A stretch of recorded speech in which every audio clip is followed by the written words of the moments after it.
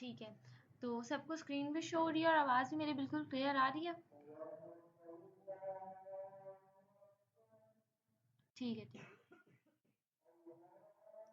अज़ान हो जाए फिर हम स्टार्ट करेंगे, ठीक है ना?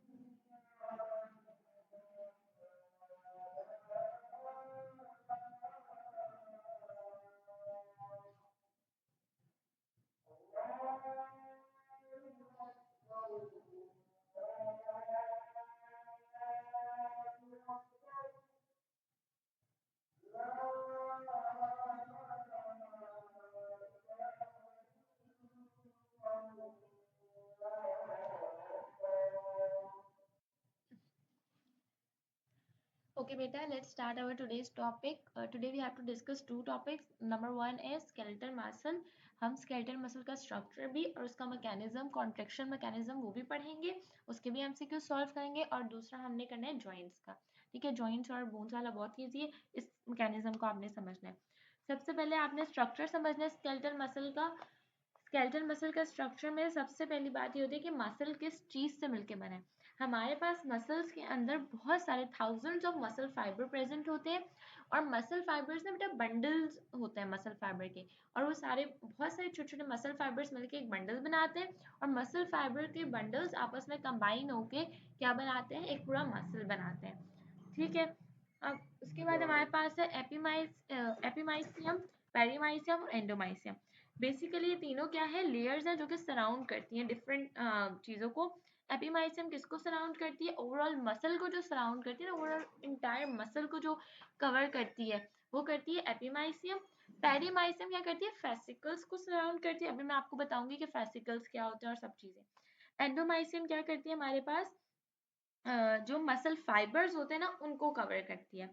सबसे पहले अगर हम बात करें मसल फाइबर्स क्या होते हैं, एक फेसिकल के अंदर बहुत सारे मसल फाइबर्स मिलके ना एक बड़ा सेल बनाते हैं. बहुत सारे छोटे छोटे ईच फेसिकल जो होता है ना, हर फेसिकल वो सेल से बना होता है. किस सेल से बना होता है, मसल फाइबर से. ठीक है, फेसिकल्स क्या होता है हमारे पास, जो मसल फाइबर्स होते हैं वो एक साथ एपिमाइसियम के अंदर प्रेजेंट होते हैं ग्रुप्स की फॉर्म में और हर ग्रुप और फाइबर क्या बना रहा होता है, फेसिकल मेड कर रहा होता है. मतलब ये कि मसल फाइबर्स क्या है, बहुत सारे एक साथ मिले हुए हैं जो कि क्या बना रहे हैं, ग्रुप की फॉर्म में है और हर ग्रुप को हम क्या नाम दे रहे हैं, फेसिकल दे रहे हैं. बहुत सारे मसल फाइबर मिलके क्या बना रहे हैं, फेसिकल बना रहे हैं और उसकी ऊपर कवरिंग किसकी है, एपिमाइसियम की. ठीक है, जो आगे जाके हमारे पास क्या करेंगे, हमारे पास अब हर फेसिकल जो होगा ना वो मिलके क्या बनाएगा, एक मसल फाइबर बनाएगा और उसके ऊपर किसकी कवरिंग होगी, मसल के ऊपर एपिमाइसियम की होगी. और इसके बाद हमारे पास जितने भी मसल फाइबर्स है ना वो किससे किसकी जो मसल फाइबर्स हैं उनके ऊपर किसकी एक लेयर होती है, एंडोमाइसियम की लेयर प्रेजेंट होती है. ठीक है, ये मैंने लिखा है इसलिए ताकि आप लोग कंफ्यूज ना हो, आप लोग एक दफा रीड कर लें. उसके बाद हमें जो बेसिक चीजें समझनी है ना वो मैकेनिज्म समझना है. वो कौन सा है, द क्रॉस ब्रिज फॉर्मेशन. हमारे पास एक मसल कॉन्ट्रैक्ट कैसे होता है, सही हो गया.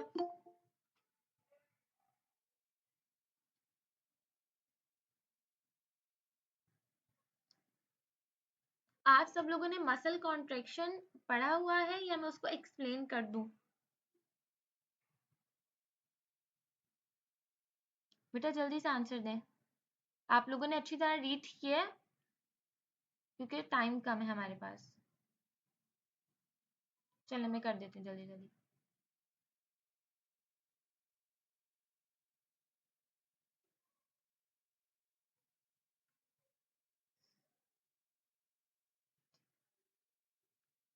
अच्छा, सबसे पहले हमारे पास क्या होता है, हमारे पास नर्व इम्पल्स होती हैं जो कि कहाँ पर होती है, न्यूरोमस्कुलर जंक्शन होता है, वहाँ पे हमारे पास नर्व इम्पल्स होती हैं जो कि क्या करती हैं, हमारे पास एक मोटर न्यूरॉन की तरह काम करती हैं। वो क्या करती हैं, आगे सिग्नल्स देती हैं हमारे पास कि मसल ने कॉन्ट्रैक्ट होना उसके लिए। तो हमारे पास क्या होगा, न्यूरोमस्कुलर जंक्शन पे क्या है, हमारे पास नर्व इम्पल्सेस है जो कि क्या करेंगी, स्टिमुलेट करेंगी किसको, मसल फाइबर को, मोटर एंड प्लेट के थ्रू। ठीक है, नर्व इम्पल्स क्या करेगी, एक न्यूरोट्रांसमीटर को रिलीज करेगी। नर्व इम्पल्स जो आएगी वो क्या करेगी, एक न्यूरोट्रांसमीटर को रिलीज करेगी। न्यूरोट्रांसमीटर के अंदर वहां पर क्या होगा, एसिटाइल कोलिन प्रेजेंट होगा। ठीक है, वो ओपन होगा किसके अंदर, टी ट्यूब्यूल्स के अंदर जाएगा। ठीक है, पाथवे पूरा होगा। उसके बाद कैल्शियम आयन जो है हमारे पास रिलीज होंगे सार्कोप्लाज्म रेटिकुलम में। हमारे पास टी ट्यूब्यूल्स के साइड पे क्या प्रेजेंट होता है, एंडोप्लाज्मिक रेटिकुलम प्रेजेंट होता है, इसको हम सार्कोप्लाज्मिक रेटिकुलम बोल रहे हैं। वहां से हमारे पास क्या, कैल्शियम आयन रिलीज होंगे। टी ट्यूब्यूल्स के साइड पे हमारे पास क्या होता है, सार्कोप्लाज्मिक रेटिकुलम प्रेजेंट होता है।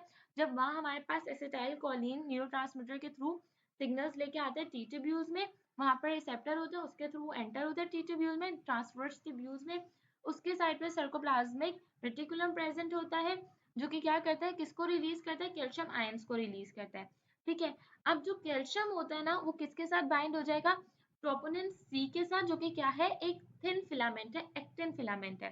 सही है, अब हमारे पास क्या होगा, this binding depolarises tropomyosin along the actin filament. अभी जो बाइंडिंग हुई है ना, ये ट्रोपोमायोसिन को क्या करेगी, डीपोलराइज करेगी। एक्टिन फिलामेंट के, एक्टिन फिलामेंट के पास ट्रोपोमायोसिन है उसको, और क्या करेगी, ट्रोपोमायोसिन क्या होगा, ट्विस्ट हो जाएगा। इसके नतीजे में क्या होगा, हमारे पास जो मायोसिन है वो बाइंड होगा किसके साथ, एक्टिन मोनोमर्स के साथ।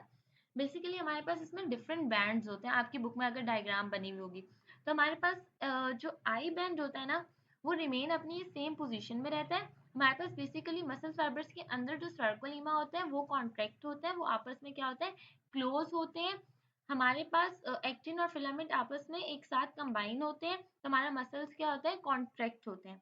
सही हो गया, तो हमारे पास क्या हो गया, मायोसिन और एक्टिन वो आपस में जो एक दूसरे के ऊपर स्लाइड करेंगे, एक दूसरे के करीब आएंगे, तो वो हमारे पास कॉन्ट्रेक्शन होगी।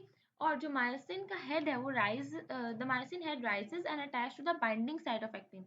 तो मायोसिन का जो ऊपर वाली हेड की साइड होगी वो क्या होगी, वो एक्टिन के साथ जाके अटैच होगी। एक्टिन और मायोसिन फिलामेंट क्या होंगे, एक दूसरे के साथ क्रॉस होंगे। जिस तरह हम हैंड्स को दो, हमारे जो दोनों हाथ अगर हम ले उनके फिंगर्स को आपस में क्रॉस करें, जिस तरह वो आपस में क्रॉस होती है, उस तरह हमारे पास क्या होगी, एक्टिन और मायोसिन आपस में क्रॉस होंगे। और ये इसको हम क्या बोलेंगे, इस क्रॉसिंग को क्रॉस ब्रिज या क्रॉस लिंक्ड फॉर्मेशन बोलेंगे, जिससे हमारे पास क्या होगा, हमारे मसल्स कॉन्ट्रैक्ट होंगे। और अच्छा, मसल्स कॉन्ट्रैक्शन जो होती है वो हमेशा वॉलेंट्री मूवमेंट होती है, मतलब वो आपके कंट्रोल में होती है, आप खुद अपना मसल कॉन्ट्रैक्शन रिलैक्सेशन होती है। जिस तरह मैंने आपको बताया था बाइसेप्स और ट्राइसेप्स क्या होता है, एक्सटेंसर होता है और फ्लेक्सर होता है। एक्सटेंसर मतलब क्लोज टू द बॉडी, और एक्सटेंसर फ्लेक्सर मतलब close to the body, extensor मतलब एक्सटेंड करना अवे फ्रॉम द बॉडी। ठीक है, इसके बाद हम आते हैं एमसीक्यूज पे। ये चीज समझ आई, एक्टिन मायोसिन एक दूसरे के ऊपर स्लाइड करेगा, एक दूसरे के ऊपर वो क्या करेंगे, स्लाइड करके आएंगे, जिससे हमारे मसल्स क्या होंगे, कॉन्ट्रैक्ट हो जाएंगे।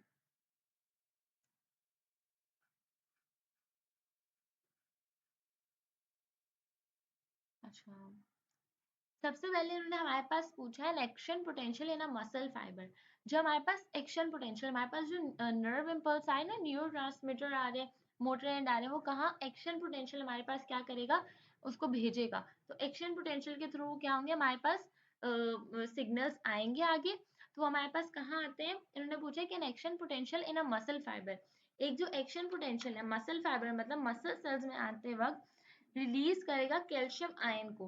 कैल्शियम आयन रिलीज होंगे, कैल्शियम आयन मैंने ऊपर बताया, कैल्शियम आयन कौन रिलीज करता है हमारे पास, सर्कोप्लाज्मिक रेटिकुलम, क्योंकि हमारे पास क्या होते हैं जो नर्व इम्पल्स होते हैं वो कहाँ पर आते हैं, टी ट्यूब्यूल्स ट्रांसफर ट्यूब्यूल्स में आते हैं, और उसके साइड पे क्या प्रेजेंट होता है, सर्कोप्लाज्मिक रेटिकुलम प्रेजेंट होता है, जो कि किसको रिलीज करते हैं, कैल्शियम आयंस को रिलीज करते हैं। ठीक है, जो एक्टिन फिलामेंट है वो कोलाइड करते हैं, सर्कोलीमा जो होता है वो हमारे पास क्या कर रहा होता है, सर्कोलीमा हमारे पास कॉन्ट्रैक्शन का काम कर रहा होता है, हमारे मसल फाइबर्स के अंदर सर्कोलीमा हमारे मसल्स में होते हैं छोटे छोटे, वो आपस में कॉन्ट्रैक्ट करते हैं, रिलैक्स होते हैं।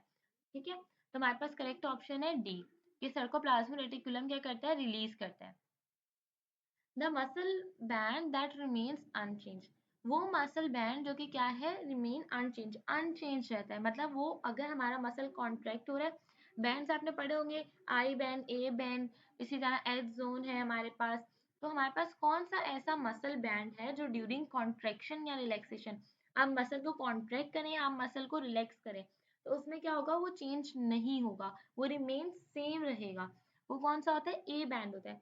हमारे पास क्या होता है, जो आई बैंड होता है ना, वो क्या करता है, हमारे पास करीब आता है, क्लोज आता है, जबकि जो ए बैंड होता है ना वो अपनी सेम स्टेट में रहता है। ए बैंड के ऊपर हमारे पास जो आई बैंड होता है ना, थिन फिलामेंट्स होते हैं, वो उसके ऊपर आते हैं, जो कि हमारे पास कहाँ होता है, आई बैंड्स का एरिया होता है वो, तो हमारे पास वो मसल बैंड जो कि क्या होता है, अनचेंज होते हैं, वो कौन सा होता है, ए बैंड होता है। बाकी एच जोन क्या है, हमारे पास लाइन होती है, जेड लाइन लाइन है हमारे पास, ये बैंड्स नहीं है। ठीक है, तो आई बैंड जो होगा वो क्या होगा, अपनी पोजीशन को चेंज करेगा, वो ए बैंड के ऊपर स्लाइड करके ए बैंड के ऊपर आ जाएगा, और जो ए बैंड होगा वो रिमेन अनचेंज रहेगा और अपनी पोजीशन को मेंटेन रखेगा। ठीक है, तो इससे हमारे पास कॉन्ट्रैक्शन हो जाएगी। So correct option is B. उसके बाद हमारे पास है muscle protein that forms ATP, कौन से ऐसे मसल प्रोटीन हैं जो कि क्या बनाते हैं, एटीपी बनाते हैं ड्यूरिंग एन एरोबिक कंडीशन। हमारे पास एनारोबिक कंडीशन में क्या होता है, अगर हम बात करें ग्लाइकोजन की, तो वो क्या है, स्टोर फॉर्म ऑफ ग्लूकोज है, लेकिन वो हमें क्या करती है, एटीपी बना के नहीं देती। ठीक है, इस तरह मायोग्लोबिन हो गया, ये भी हमारे पास मसल्स में होता है। उसके बाद कोलेस्ट्रॉल हो गया, फैट्स वगैरह, ऑयल हो गए, ये भी हमारे पास क्या होता है, फैट्स ऑयल भी हमारे पास एटीपी जनरेट नहीं करते, इनका एक अलग मैकेनिज्म होता है, जिसको अनकार्बोहाइड्रेट से हम क्या करते हैं, ग्लूकोज एटीपी फॉर्मेशन करते हैं। लेकिन जो क्रिएटिन फॉस्फेट है ना बेटा, ये हमारे पास हाई एनर्जी कंपाउंड है। Creatine phosphate is a high energy compound है, जो कि क्या करता है, बहुत जल्दी एटीपी को क्या करता है, फॉर्म करता है।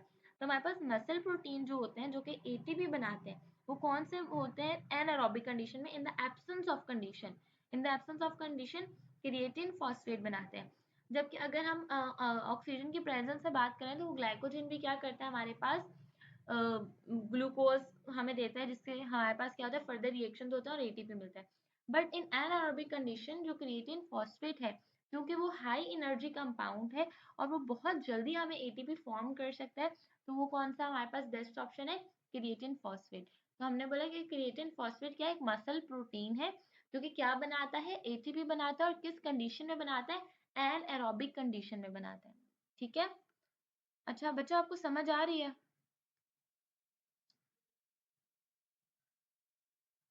समझ आ रही है सबको? ठीक है, जो चीज ना समझ आए मुझे वहां पे स्टॉप कर दीजिएगा। अच्छा, मूवमेंट टेक्स प्लेस एट, अब नेक्स्ट हमारे पास है कि मूवमेंट कहाँ कहाँ हो रही है हमारे पास। अब मूवमेंट कहाँ कहाँ होती है, अगर हम बात करें सेलुलर लेवल पे, मतलब सेल्स के लेवल पे, तो हाँ हमारे पास क्या होता है, जो हमारे पास ना, हमने अभी मसल्स की बात की, मसल कॉन्ट्रेक्शन, उसमें क्या आते हैं हमारे पास, muscle fibre that are basically cells who made the muscles ना, तो हमारे पास यहाँ पर भी क्या होती है, मसल कॉन्ट्रेक्शन होती है। उसके अलावा ऑर्गन लेवल पे भी हमारे पास जो मसल्स होते हैं वो कॉन्ट्रैक्ट होते हैं। इसी तरह अगर हम बात करें बाइसेप्स की, हम अपनी अगर एल्बो को फ्लेक्स करें तो हमारे पास क्या होता है, कॉन्ट्रैक्शन होती है। फ्लेक्स करें, अपनी बॉडी के क्लोज लाए, तो हमारे पास क्या होगी, कॉन्ट्रैक्शन होगी, किसकी, बाइसेप्स की, जो हमारे पास आर्म अपर लिम्ब में होते हैं। ठीक है, तो इसी तरह हमारे पास सेलुलर लेवल पे तो हमने देखा कि क्या हो रही है, कॉन्ट्रैक्शन हो रही है, मूवमेंट हो रही है, मूवमेंट हो रही है तभी कॉन्ट्रैक्ट हो रहा है, फ्लेक्सर हो रहा है, एक्सटेंशन हो रही है, तो यहाँ पे मूवमेंट हो रही है at cellular level. Organ level की बात करें, तो ऑर्गन लेवल पे हमारे पास क्या होती है, मसल्स और बोन्स मिलके जो हमारे पास काम करते हैं, कॉन्ट्रैक्ट होते हैं, रिलैक्स होते हैं, मूवमेंट होती है, तो उसको हम क्या बोलते हैं, ऑर्गन लेवल पे हमारे पास क्या होती है, कॉन्ट्रैक्शन भी हो रही होती है। उसके बाद अगर हम बात करें ऑर्गेनिज्म लेवल पे कि ऑर्गेनिज्म लेवल पे किस तरह होती है, हमारी होल बॉडी की जो मूवमेंट है, पूरी बॉडी की जो मूवमेंट है वो भी क्या करती है, हो सकती है। हम बॉडी को मूव करते हैं अपने हिसाब से, हम अपने हाथ को, पैरों को, सब चीज़ों को, तो वहाँ पे भी क्या हो सकती है, हमारे पास मूवमेंट हो सकती है। तो हमने कहा कि सेल्यूलर लेवल पे हमारे पास मसल कॉन्ट्रेक्शन होती है, ऑर्गन लेवल पे मसल्स और बोन्स की कॉन्ट्रेक्शन हो रही है, ऑर्गेनिज्म लेवल पे हमारे पास पूरी बॉडी की मूवमेंट हो सकती है। तो हमने कहा कि all the options are correct, so the correct option is correct option is D.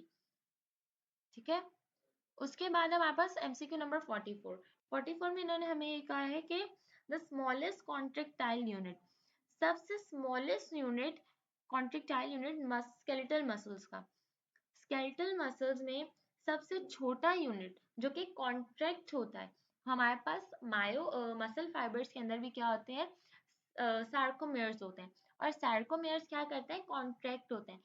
सार्कोमेयर्स के अंदर ही हमारे पास I band, A band, H zone और सारे ये प्रेजेंट होते हैं, बैंड्स और लाइंस, जो कि क्या करती हैं, जिनके अंदर हमारे पास थिक और थिन फिलामेंट प्रेजेंट होता है, जो बेसिकली क्या कर रहा होता है, स्लाइड हो रहा होता है, कॉन्ट्रैक्ट हो रहा होता है और रिलैक्स हो रहा होता है। वो किसके अंदर होता है, हमारे पास सार्कोमेयर होता है।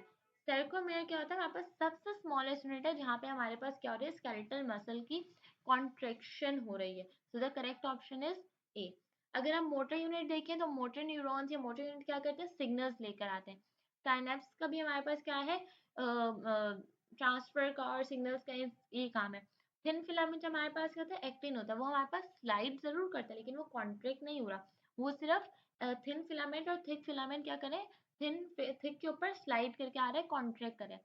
लेकिन ये सारे किस में प्रेजेंट है, सार्कोमेयर है। Sarcomere is the smallest contractile unit of skeletal muscles. ठीक है, नंबर नेक्स्ट इज 45। हमने बोला अ सिंगल सोमैटिक मोटर, एक सिंगल सोमैटिक मोटर न्यूरॉन है and the group of muscle fibres, और एक ग्रुप है, बहुत सारे मसल फाइबर्स हैं, इनर्वेटेड बाय इट्स। अब हमारे पास क्या होता है, जो एक सोमैटिक मोटर न्यूरॉन है वो क्या है, एक नर्व सेल है। Somatic motor neuron is a nerve cell है, बेसिकली वो एक न्यूरॉन है जो कि क्या कर रहा है, सिग्नल को भेज रहा है। हमारे पास स्पाइनल कोड या जो ब्रेन स्टेम है वहां से लेके स्केलेटल मसल्स को जो सिग्नल भेजता है वो कौन भेज रहा है, हमारे पास एक न्यूरॉन नर्व सेल भेजता है। तो हमने कहा, इन्होंने यहाँ पूछा है कि एक सिंगल सोमैटिक मोटर न्यूरॉन, एक सिंगल सोमैटिक मोटर न्यूरॉन है और एक ग्रुप ऑफ मसल फाइबर्स है, वो किसके थ्रू हमारे पास क्या करें, काम करें, सिग्नल भेज रहे हैं, वो किसके थ्रू भेज रहे हैं, motor unit. Motor unit neuron होते हैं जिनके थ्रू वो क्या करते हैं, सिग्नल्स को भेजते हैं। So the correct option is B, motor unit. Next is triceps muscles are, triceps muscles कौन से होते हैं, अभी मैंने आपको बताया कि जो biceps होता है वो क्या करता है, हमारे पास फ्लेक्सर का काम करते हैं। तो जो हमारे पास ट्राइसेप्स होता है वो कौन सा होता है, एक्सटेंसर मसल होते हैं। जब आप अपने आर्म को एक्सटेंड करते हैं ना तो ट्राइसेप आपका क्या होता है, एक्सटेंसर मसल में हमारे पास काउंट होता है। ये मैंने पिछली क्लास में आपके साथ ये बात आपको मैंने बताई है, इसकी एक्सटेंसर और फ्लेक्सर की। ड्यूरिंग मस्कुलर कॉन्ट्रैक्शन, अब हमने बोला कि एक मसल जब कॉन्ट्रैक्ट हो रहा होता है, कॉन्ट्रैक्शन ऑफ मसल्स, उनमें क्या होगा हमारे पास, I zone will decrease in length, A zone will decrease in length, Z zone will decrease in length और H zone is decrease in length. Basically हमारे पास दो फिलामेंट है, आप इमेजिन कर लो बीच में एक थिक फिलामेंट है और उसके साइड पे ऊपर नीचे दो क्या है, थिन फिलामेंट है। अच्छा, जो थिक फिलामेंट है ना उसका जो एरिया है उसको हम बोल रहे हैं एच जोन। ठीक है, तो हमारे पास क्या होता है, थिक फिलामेंट के ऊपर जब हमारे पास थिन फिलामेंट आ जाता है तो एच जोन क्या हो जाता है, वो डिक्रीज हो जाता है। हमारे पास एक थिक फिलामेंट है, उसके ऊपर का उसका जितना स्पेस है आप समझ रहे हैं, हम उसको एच जोन बोल रहे हैं। ठीक है, और उसके साइड पे थिन फिलामेंट है। जब मसल कॉन्ट्रैक्ट होगा तो क्या होगा, हमारे पास थिक फिलामेंट के ऊपर क्या आ जाएगा, थिन फिलामेंट आ जाएगा, दोनों साइड से ऐसे थिन फिलामेंट उसके ऊपर आके कवर हो जाएंगे। तो हमारा क्या होगा, थिक फिलामेंट के स्पेस को जो हम एच जोन बोल रहे थे वो एच जोन का एरिया क्या हो जाएगा, लेंथ क्या हो जाएगी, कम हो जाएगी, एच जोन क्या होगा, डिक्रीज हो जाएगा। ठीक है, तो हमने यहाँ पे बोला कि मस्कुलर कॉन्ट्रैक्शन के वक्त हमारे पास जो एच जोन होता है उसकी लेंथ क्या हो जाती है, डिक्रीज हो जाती है, कम हो जाती है। नेक्स्ट हमने बोला सेलेक्ट द ट्रू स्टेटमेंट, इनमें से जो सही स्टेटमेंट है उसको आपने क्या करना है, सेलेक्ट करना है। पहले इन्होंने कहा कि H zone is present in the middle of I band, H zone I band के मिडिल में प्रेजेंट होती है। फिर इन्होंने कहा नेक्स्ट हमारे पास, अच्छा अभी मैंने बताया एच जोन क्या है, थिक फिलामेंट के ऊपर का एरिया। तो इन्होंने बोला कि एच जोन क्या आई बैंड के मिडिल में प्रेजेंट है, नहीं, जबकि एच जोन अलग है और आई बैंड हमारे पास अलग है। ठीक है, ये दोनों अलग अलग हैं, ये साथ नहीं होते। तो पहला ऑप्शन हमें पता लग गया कि गलत है, ये ट्रू स्टेटमेंट नहीं है। तो हमने ए और डी तो आंख बंद करके छोड़ दिया कि हमें पता है कि पहले वाला तो ठीक है ही नहीं। दूसरा हमने देखा कि A band present in the middle of sarcomere, yes ये बात बिल्कुल ठीक है। जो ए बैंड होता है वहां पास सार्कोमेर जो होता है उसके मिडिल में प्रेजेंट होता है। ठीक है, ड्यूरिंग कॉन्ट्रैक्शन ऑफ मसल, जब हमारे पास मसल कॉन्ट्रैक्ट होता है तो आई बैंड भी रिड्यूस होता है, आई बैंड का जो एरिया होता है वो क्या होता है, कम होता जाता है। सही है। और इन्होंने तीसरी बात बोली कि द लाइट बैंड कंटेन एक्टिनिफाइड मायोसिन प्रोटीन। तो ये बात गलत है, वो एक्टिनिफाइड मायोसिन नहीं होता, उसके अंदर सिर्फ एक्टिन प्रोटीन्स होते हैं लाइट बैंड में। तो ये ऑप्शन भी क्या है, गलत है। तो करेक्ट कौन से, सेकंड और third, so the correct option is B. उसके बाद हमारे पास है which of the following occurs during muscular contraction. जब हमारे पास मसल कॉन्ट्रैक्ट करता है तो इनमें से क्या क्या चीजें होती हैं वो हमने बतानी है। ठीक है, पहला इन्होंने बोला एक्टिन स्लाइड्स और मायोसिन, तो ये बात तो बिल्कुल ठीक है। एक्टिन थिन फिलामेंट है, मायोसिन थिक फिलामेंट है, तो थिक फिलामेंट के ऊपर एक्टिन क्या करता है, स्लाइड करके आता है, तो मसल कॉन्ट्रैक्ट होता है। First option is correct. Second हम देखते हैं कैल्शियम आयन आर इन्वॉल्व। जी बिल्कुल, कैल्शियम आयन इन्वॉल्व होता है जब हमारे पास ट्रांसफर्स ट्यूब्यूल टी ट्यूब्यूल में एंटर होता है हमारे पास, जब न्यूरो ट्रांसमीटर कॉन्ट्रेक्शन के लिए सिग्नल्स लेके, तो हमारे पास क्या, तो उसके साइड पे सार्कोप्लाज्म रेटिकुलम होता है जो कि किसको रिलीज करता है, कैल्शियम आयन को। So option B is also correct. Number option C is ATP supplies energy. और एटीपी क्या करता है, यहाँ पे एनर्जी को सप्लाई करता है, एनर्जी देता है, जिसकी वजह से हमारे पास मसल्स कॉन्ट्रैक्ट या रिलैक्स हो पाते हैं। So option D is correct, all of the above are correct options. Okay, next is what is hydrolyzed during muscle contraction। कौन सी ऐसी चीज होती है जो हाइड्रोलाइज होती है, हाइड्रोलाइज का मतलब होता है तोड़ना। हम वाटर को हाइड्रोलाइज करते हैं, मतलब हम क्या करते हैं, H2O के फॉर्मूले H को अलग कर देते हैं, O को अलग कर देते हैं, O2 को। तो यहाँ पर भी हमने यही बोला कि कौन सी ऐसी चीज है जो मसल कॉन्ट्रेक्शन के वक्त हम यूज करते हैं, जिसको जिसको हम तोड़ते हैं और फिर वो तोड़ेंगे तो ऑब्वियसली फिर वो हमारे यूज के लिए टूट रही है ना, कोई चीज फजूल में हाइड्रोलाइज नहीं होती। तो हमें ये पता है कि हमारे पास मसल कॉन्ट्रेक्शन के लिए हमें एनर्जी की नीड होती है। और एनर्जी हमें कौन देता है, एनर्जी करेंसी कौन सी होती है हमारे पास, ATP adenosine triphosphate give energy. Adenosine triphosphate क्या होती है, हाइड्रोलाइज करती है और किसको एनर्जी देती है, मसल्स को, ताकि वो क्या कर सके, मसल कॉन्ट्रेक्शन आराम से हो सके। ठीक हो गया, सो correct option is D, ATP. Next is during muscle contraction, muscle contraction के वक्त जो क्रॉस ब्रिज होता है, अभी हमने बताया ना, एक्टिन और मायोसिन एक दूसरे के पास स्लाइड करके क्रॉस ब्रिज बनाते हैं। Cross bridge of thick filament, जो क्रॉस ब्रिज होता है, थिक फिलामेंट होता है, बिकम अटैच टू, वो किसके साथ अटैच होगा, बेटा जल्दी से मुझे आंसर बताएं इसका। कौन है हमारे पास, Hina, Banin, tell me the answer is Naushin. बेटा देखो, थिक फिलामेंट मायोसिन होता है, सही है। मैं आपको एमसीक्यू एक्सप्लेन करती हूँ, फिर आप मुझे आंसर बताइएगा, सही है। हमारे पास उन्होंने बोला कि during muscle contraction the cross bridge, जो हमारे पास मसल कॉन्ट्रैक्ट होता है उसमें जो क्रॉस ब्रिज होता है वो थिक फिलामेंट किसके साथ अटैच होगा, मतलब थिक फिलामेंट के ऊपर दूसरा कौन सा फिलामेंट आएगा। थिक फिलामेंट होता है मायोसिन, ठीक है, और थिन फिलामेंट होता है कौन सा, एक्टिन। तो अब आप लोग मुझे बताएं कि इनमें से कौन सा करेक्ट ऑप्शन है, कौन सा ऐसा है जो हमारे पास थिक फिलामेंट मायोसिन के ऊपर आके क्रॉस ब्रिज बनाएगा, एक्टिन। वेरी गुड, सो करेक्ट ऑप्शन कौन सा होगा यहाँ पर, जल्दी से बताएं। मायोसिन फिलामेंट करेक्ट है। Binding site on actin filament, बेटा अटैच होके बाइंड किससे होगा, एक्टिन फिलामेंट से वो बाइंड नहीं होता, वो अटैच नहीं होता, एक्टिन फिलामेंट के साथ बिल्कुल चला नहीं जाता। वो क्या करता है, अटैच होता है किसके साथ, एक्टिन फिलामेंट की बाइंडिंग साइट के साथ अटैच होकर सिर्फ स्लाइड करता है। ऐसा नहीं है कि वो दोनों बिल्कुल अटैच हो जाएंगे एक्टिन। अगर वो दोनों बिल्कुल अटैच हो जाएंगे तो हमारा मसल दोबारा रिलैक्स तो हो ही नहीं पाएगा। तो यहाँ पे क्या होता है, थिक फिलामेंट क्या होता है, अटैच होता है एक्टिन फिलामेंट की बाइंडिंग साइट के साथ। तो बाइंडिंग साइट के साथ थोड़ी देर के लिए टेम्पररी अटैच होता है, और जब वो कॉन्ट्रैक्ट हो जाता है, उसके रिलैक्स होने की बारी होती है, तो बाइंडिंग साइट को छोड़ देता है। अगर हम डायरेक्ट बोले become attach to the actin site, तो मतलब वो तो अटैच हो गया, अब उसको सेपरेट आउट कैसे करेंगे, कोई बाइंडिंग साइट नहीं, कुछ नहीं, वो अटैच हो गया। तो क्या होगा, वो हमारे पास मसल क्रैम्प, मसल फटीग ही होगा। तो हम क्या कहते हैं कि वो क्या होता है, attach to the binding site on actin filament. Actin filament की बाइंडिंग साइट के साथ जो होता है थिक फिलामेंट मायोसिन क्या होता है, अटैच होता है। अब आप सबको समझ आया, बी और डी में जो कंफ्यूज थे। अब आप लोग बताएं करेक्ट ऑप्शन कौन सा है, करेक्ट ऑप्शन कौन सा, जल्दी से बताएं। B, very good. अच्छा, नेक्स्ट पे हम आते हैं एमसीक्यू नंबर 50। इसका तो 51 का करेक्ट ऑप्शन क्या है, बी। नेक्स्ट है हमारे पास, once the myosin head has becomes attached to the actin filament। एक दफा जब हमारे पास मायोसिन का हेड, मायोसिन की अपर साइड पे क्या होता है, हमारे पास एक्टिन फिलामेंट आता है, वो अटैच हो जाता है एक्टिन फिलामेंट की बाइंडिंग साइड के साथ। तो फिर क्या होगा, एटीपी बनेगा, और क्रॉस और जो ब्रिज है वो उसका साइकिल चलेगा, क्रॉस ब्रिज साइकिल, मतलब साइकिल पूरा जो क्रॉस हो रहा है और आ जा रहा है, कॉन्टैक्ट रिलैक्स हो रहा है। यहाँ पे क्या होगा, एटीपी हाइड्रोलाइज होगा और ब्रिज अपना साइकिल वैसे ही करेगा।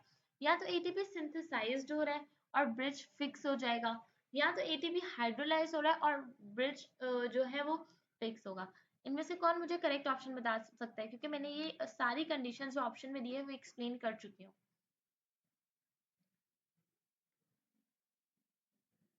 जल्दी से बताएं, और ऑप्शन माइक ऑन करके बताइएगा। 52 का ऑप्शन नंबर बस बता दें आप। एटीपी सिंथेसाइज होता है या हाइड्रोलाइज होता है, सबसे पहली बात तो ये।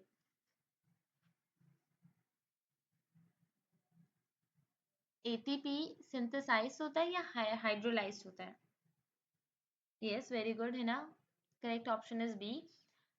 मतलब हमारे पास, हाँ बिल्कुल, एटीपी क्या होता है, हाइड्रोलाइज होता है, करेक्ट। एटीपी क्या होगा, हमारे पास हाइड्रोलाइज्ड होगा, और ब्रिज क्या करेगा, अपना साइकिल परफॉर्म करेगा। ब्रिज कभी भी फिक्स नहीं होगा, इसका साइकिल चलता रहेगा, कॉन्ट्रैक्ट कर रहे हो कॉन्ट्रैक्ट हो रहा है, रिलैक्स कर रहे हो रिलैक्स हो रहा है, वो एक जगह फिक्स नहीं है, ये साइकिल चलता रहेगा। तो अब अगर आप ये सोचे कि अब अगर एक साइकिल है नॉर्मल, बच्चों की जो साइकिल होती है, उसका आप फिक्स कर दें तो वो चल तो नहीं सकती ना। तो इसी तरह साइकिल फिक्स नहीं होगा, साइकिल चलता रहेगा, एटीपी हाइड्रोलाइज होकर क्या करेगा, उसको एनर्जी देता रहेगा। Correct option is B. Next 53 है हमारे पास, हाउ डज स्मूथ मसल्स, किस तरह से smooth muscles appear different from the cardiac muscles under the microscope. अच्छा, ये भी मैंने पिछली क्लास में पढ़ाया था कि हमारे पास स्मूथ मसल्स और कार्डिक मसल में क्या डिफरेंस होता है। मैंने तीन मसल्स पढ़ाए थे, skeletal muscle, smooth muscle, cardiac muscle. सबसे पहले मुझे कोई बच्चा बताए कि स्मूथ मसल क्या यूनिन्यूक्लिएटेड होते हैं या मल्टी न्यूक्लिएटेड होता है। Smooth muscles are either uninucleated, very good है ना नौशीन, एक्सलेंट। हमारे पास जो स्मूथ मसल्स क्या होते हैं, यूनिन्यूक्लिएटेड होते हैं, और कार्डिक मसल्स क्या होते हैं हमारे पास, वो मल्टी न्यूक्लिएटेड होते हैं। और हमें ये पता है कि हमारे पास स्मूथ मसल्स के पास कोई भी बैंड्स मौजूद नहीं होते। कार्डिक मसल भी हमारे पास स्ट्रिप्ड फॉर्म में, बैंड स्ट्रिएटेड फॉर्म में मौजूद होते हैं, लेकिन जो स्मूथ मसल होता है उनके पास बैंड्स नहीं होते, और उनके सेल में सिर्फ सिंगल न्यूक्लियस होता है, वन न्यूक्लियस, यूनी न्यूक्लियस होता है। तो the correct option is option D, ठीक होगा। अच्छा, thin filament have a diameter of, अब हमें, अच्छा ये बात याद रखना, थिन फिलामेंट कौन सा होता है, एक्टिन होता है। और अगर आप कंफ्यूज हो गए ट्रोपोनिन ट्रोपोमायोसिन कहाँ काम कर रहे हैं, कौन से फिलामेंट में काम कर रहे हैं, या कौन सा प्रोटीन है, ये तो आपको पता चाहिए कि ट्रोपोनिन या tropomyosin they both are protein, ठीक है। एक तो ये प्रोटीन है, दूसरा ये कि एक्टिन, थिन फिलामेंट में हमारे पास क्या होती है, ट्रोपोनिन और ट्रोपोमायोसिन होती है, और जो थिक फिलामेंट होता है वो कौन सा होता है, मायोसिन होता है। तो इन्होंने हमारे पास थिन का पूछा है, मतलब आपने कोई कम वाला ही चूज करना है। किसी को आइडिया, अगर किसी ने बुक पढ़ी है तो उसे पता होगा कि थिन फिलामेंट का क्या डायमीटर होता है, एनीबडी नोज। नहीं नहीं बेटा, थिन फिलामेंट का diameter, yes, thin filament actin का डायमीटर हमारे पास होता है 7 to 8 नैनोमीटर। अच्छा, इसके आप ना यूनिट भी लाजमी याद रखें, unit is the most important, ठीक है। आप अगर रिस्पिरेशन रेट कर रहे हैं, आप हार्ट रेट कर रहे हैं, और जो हमारे पास शुगर लेवल नॉर्मल होता है, इन सब के यूनिट्स आपको लाजमी याद होने चाहिए, ठीक है। तो हमारे पास 7 to 8 nanometer thick thin filament का होता है, एक्टिन थिन फिलामेंट का 7 to 8 मीटर होता है, जबकि 16 nanometer is the diameter of thick filament, that is myosin. So here correct option is C. Next is out of 3 polypeptides, 3 polypeptides की chain होती है, ठीक है, ऑफ ट्रोपोनिन। ट्रोपोनिन के पास हमारे पास क्या होती है, 3 पॉलीपेप्टाइड की चेन होती है ट्रोपोनिन के पास। एक बाइंड होती है एक्टिन चेन के साथ, दूसरी बाइंड होती है ट्रोपोमायोसिन के साथ। तो तीसरी ऐसी क्या चीज होती है हमारे पास जो कि बाइंड होती है ट्रोपोनिन की एक जो पॉलीपेप्टाइड चेन बच गई है उसके साथ। ट्रोपोनिन है, 3 पॉलीपेप्टाइड चेन है, एक एक्टिन के साथ हो गई, एक हमारे पास ट्रोपोमायोसिन के साथ हो गई। तीसरी जल्दी से कोई बताए। मैं आपको करेक्ट ऑप्शन बताऊंगी, एक्सप्लेन भी करूंगी। नहीं नहीं बेटा, हमारे पास एक्टिन स्लाइड करके आ रहा है, लेकिन उसकी जो हमारे पास ये चीज मैं एक्सप्लेन कर रही हूँ, आपसे पूछना कि आप लोगों को क्लियर हुई बात। हमारे पास जो एक्टिन है ना, वो बाइंड होता है बिल्कुल, जो मायोसिन होता है वो बाइंड होता है किसके साथ, बाइंडिंग साइट ऑफ एक्टिन के साथ। लेकिन यहाँ पे हम बात कर रहे हैं ट्रोपोनिन की, हम यहाँ पर बात एक्टिन की नहीं कर रहे हैं। तो एक्टिन हमारे साथ बाइंड हो रहा है ना मायोसिन के साथ, प्रोपोनिन तो नहीं हो रहा। हमने यहाँ पे कौन सा आयन यूज किया था, हमारे पास मसल कॉन्ट्रेक्शन में कौन सा आयन होता है, माइक ऑन करके आप बताएं, आप में से कोई भी जल्दी से।